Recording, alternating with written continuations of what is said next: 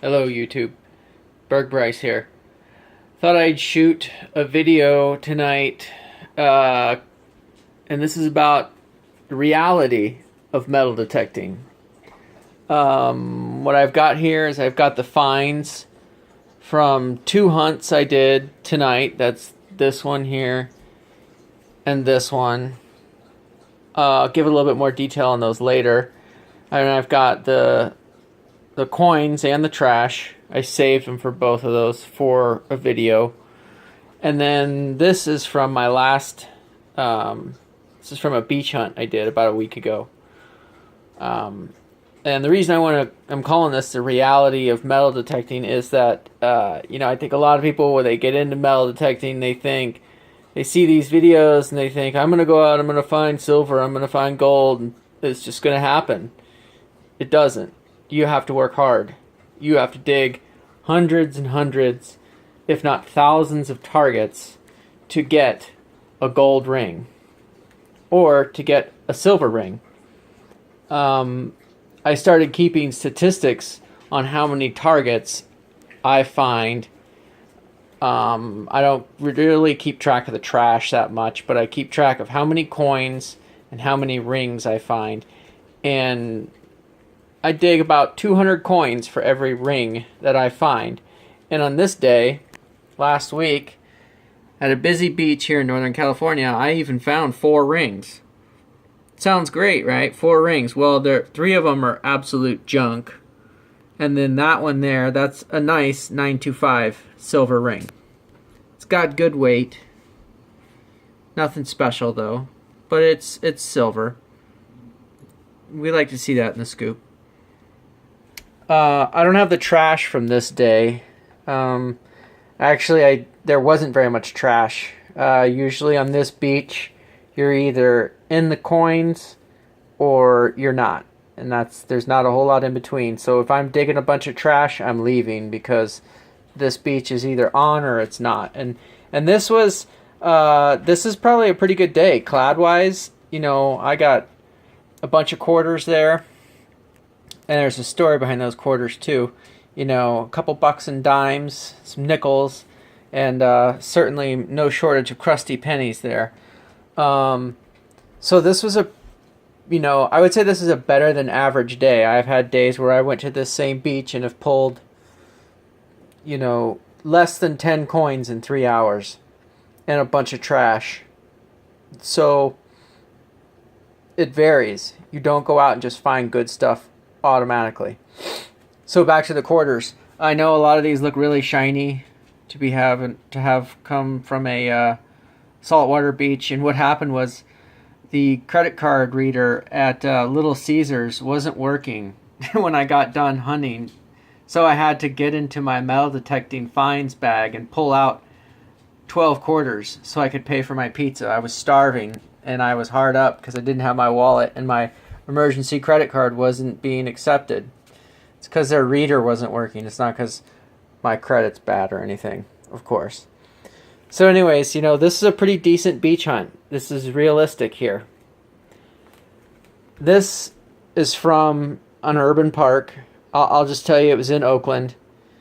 No, I'm sorry, that's over here. This is from today's hunt in an urban park in Oakland. And I don't mind saying that because if you want to go somewhere where you can dig killer 52 to 54 tones all day and just wait for one of them to come up a gold ring, you can go to this park. I'll tell you where it is. Hit me up. And you can dig these things all day because it's just filthy with them. So between those, which I eventually started ignoring them, which I've never ignored tones in the 50s before, but it just got to the point where I was ignoring them and then I left. So you got tons and tons of bottle caps, liquor caps, foil, aluminum of all types, with coins mixed in. Nothing here too crazy. This thing's kind of weird. It says I am 8. I don't know what that is. And then I did find one Wheatie. That's a 1950 wheat penny. And that was about 2 hours worth of hunting. 2 hours of steady hunting right there. with a couple of breaks to show some kids what I was doing. They're always interested in what you're doing. Then I went to a beach, and I thought, I don't normally, I was dry sand hunting. I am a wet sand hunter primarily, but this was the first really pretty hot weekend we've had here in the Bay, and I missed low tide, and I was tired of digging these things. So I decided I'd go hit this beach and try some dry sand hunting after a busy weekend. There's trash everywhere all over the surface of the beach. It was really kind of a bummer. People just leaving their garbage everywhere.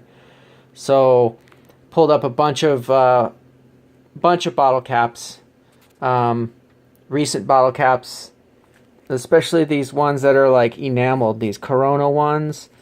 They seem to sound really good on my machine, and it's really, I could probably ignore them, but I'd be ignoring what sounds like a good tone.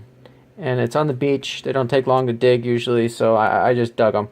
That's a knitting needle. I think that's a first. I never found one of those. And obviously with something that big, I knew it wasn't going to be anything good, but the targets were spread out enough that I just dug that anyways. Clad, got a bunch of coins. Got some quarters, dimes, nickels, pennies. It was kind of strange because I don't dry sand hunt that much, so everything was very scattered around. It wasn't pocket-like or like in lines. Didn't follow a specific pattern, which I'm used to. But yeah, and that was about 2 hours too.